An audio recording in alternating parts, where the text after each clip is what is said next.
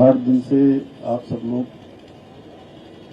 परीक्षा के दिन से ही लगातार आप लोगों के मन में शंका, संदेह और जो भी शिकायतें आई हैं उसके संबंध में आप सब लोग यहाँ पर बैठे हैं। और सच में मुझे भी एक एक दिन जो है बड़ा भारी लग रहा था कि आप लोग बैठे हैं, इतनी गर्मी हो रही है और त्योहार का भी समय है।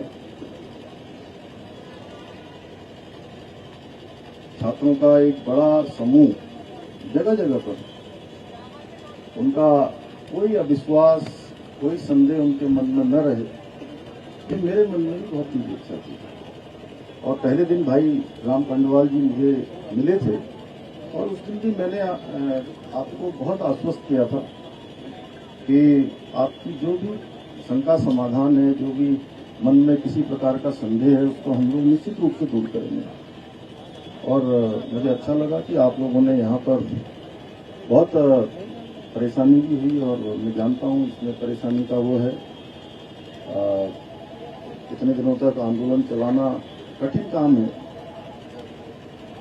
दूर से बड़ा अच्छा लगता है देखने में, लेकिन जो लोग बैठे होते हैं, अभी बॉबी ने बताया ही सारी बात, रोहन जी भी हैं, सुदेश जी भी हैं मेरे साथ, यहाँ के आपके स्थानीय विधायक ये भी संयोग से आज मेरे साथ अभी कहीं से आ गए। इनको मैंने बताया भी नहीं कि मैं आपके पास आने वाला हूँ, इनको पता भी नहीं होगा। आपको पता था कि सच में बताइए?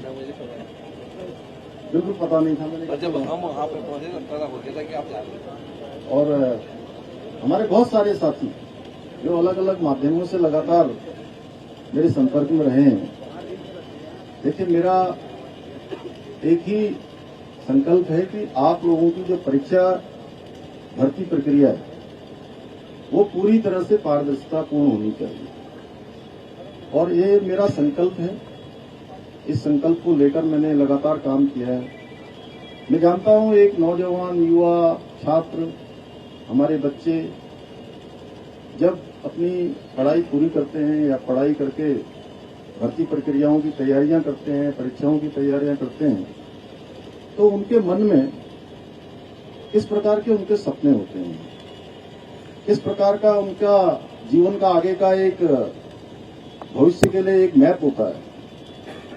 और वो मैप अगर उनकी आशा के अनुरूप आगे नहीं बढ़ता है, उसमें संदेह आ जाता है, उसमें प्रश्न चिन्ह किंतु परंतु खड़ा हो जाता है, तो निश्चित रूप से जिस प्रकार से युवाओं को एक युवा जोश भी होता है, मैंने भी आप ही सबकी तरह बचपन से ही बहुत सामान्य स्थितियां देखी हैं, परिस्थितियां देखी हैं और छात्र जीवन में भी, विद्यार्थी जीवन में भी छात्र छात्राओं के बीच में काम किया है, युवा नौजवानों के बीच में भी काम किया है और एक सामान्य स्थिति और परिस्थिति से ही हम सब लोग निकले हैं। हमारा सबका परिवेश एक जैसा है और देवभूमि उत्तराखंड में सभी छात्र छात्राओं के मन में यही रहता है कि हमको पढ़ाई लिखाई करने के बाद केवल औपचारिक रूप से पढ़ाई लिखाई नहीं करनी है। पढ़ाई लिखाई के बाद हमको सरकारी नौकरियों में ही जाना है। और हमारे यहाँ का एक पहले से भी कल्चर रहा है, आपने देखा होगा, पहले फौज में जाने का एक हमारे यहाँ बहुत बड़ी संस्कृति रही है। हर एक परिवार से कोई न कोई फौज में होता है। मेरा परिवार हो, आपका परिवार हो, इनका परिवार हो, हमारे सबके परिवारों में से किसी के चाचा फौज में होंगे, किसी के पापा फौज में होंगे, किसी का भाई होगा, किसी के मामा होंगे, कोई न कोई रिश्तेदारी नातेदारी में दूर दूर तक देखेंगे तो फौज में जाते हैं।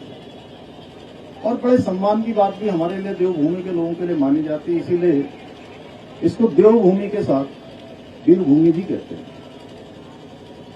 और देश के हर 5वें सैनिक में से, छोटा राज्य होने के बाद भी, हर 5वां सैनिक हमारे राज्य उत्तराखंड का होता है, हमारी देवभूमि का होता है। उसी प्रकार से सरकारी नौकरियों में जाना भी एक बहुत सम्मान का विषय हमारे यहाँ होता है। उसमें मैं बहुत विस्तार में नहीं जाना चाहता। आप सब जानते हैं कि कोई बड़ा व्यापार करता है वो भी अच्छा काम है। अब जो हमारे नए युवा आ रहे हैं वो रोजगार की जगह स्वरोजगार को भी अपना रहे हैं, लेकिन आज भी सरकारी नौकरी में जाना हर एक युवा का सपना होता है। और उसमें ही कहीं प्रश्न चिन्ह खड़ा हो जाए तो सच में बहुत दुविधापूर्ण स्थिति है। वो आप लोगों के लिए नहीं, मेरे लिए भी है, व्यवस्था के लिए भी है। और पिछले दिनों जो प्रकरण आया है उस प्रकरण के लिए हमने एसआईटी की जांच शुरू करवाई और हाईकोर्ट के सेवानिवृत्त न्यायाधीश यूसी ध्यानी जी की अध्यक्षता में एक कमेटी ने काम करना अभी प्रारंभ नहीं किया है। लेकिन आप सबके बीच में से बार बार ये बात आ रही थी कि नहीं, हमको कुछ जांच करनी है। आप सब लोगों के साथी लोगों ने मुझे राम कंडवाल जी का एक हमने ज्ञापन भी दिया है। देखिए, हमारी मंशा बिल्कुल साफ है, बिल्कुल स्पष्ट है। और मैं सबसे ज्यादा परेशान तो तब हुआ जब देखिए इतनी गर्मी हो रही है। अभी तो थोड़ा बारिश भी हुई है आज, लेकिन उसके बावजूद भी इतनी गर्मी में आंदोलन करना, यहाँ बैठना, यहाँ रहना, ये बहुत कठिन काम है। और सच में आप सब लोग गर्म में रह रहे होंगे तो मैं उस गर्मी को महसूस कर रहा था।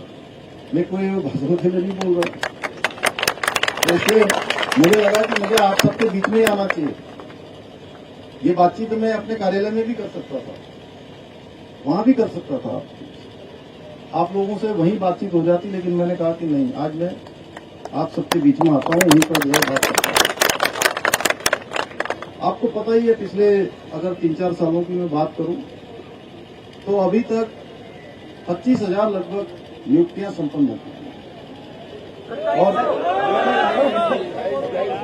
बोल रहे हैं, और सभी भर्ती प्रक्रियाएं सफलतापूर्वक संपन्न हुई। एक भर्ती में जो ये प्रकरण आया है उसके लिए आप सबकी तरफ से कहा गया मुझे कि भाई इसकी जो है भर्ती प्रक्रियाओं की जांच आप सब लोग चाहते हैं कि सीबीआई से होनी चाहिए। तो मैं यहाँ पर ये आप सबके समक्ष कह रहा हूँ कि किसी प्रकार की कोई संदेह आपके मन में न रहे, कोई अविश्वास न रहे, हम इसकी सीबीआई से जांच की संस्तुति करेंगे।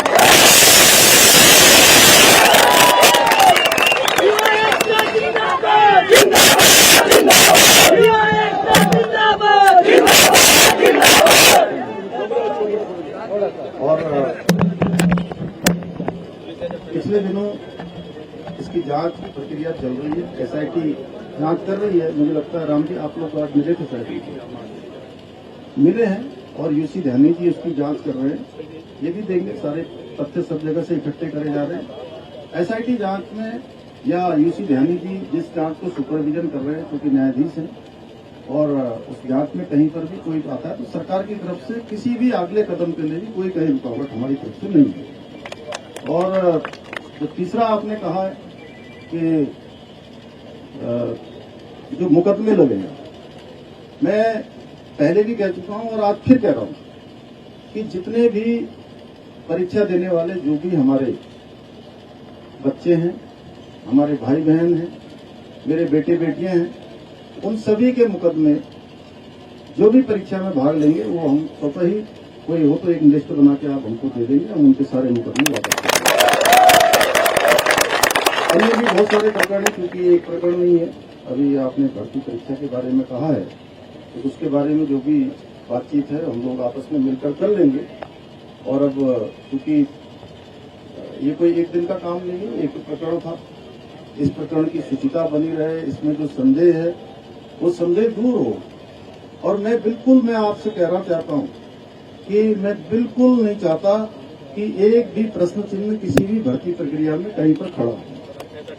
और मैं उसके बारे में बोल दिया, हो गया आगे प्रश्न,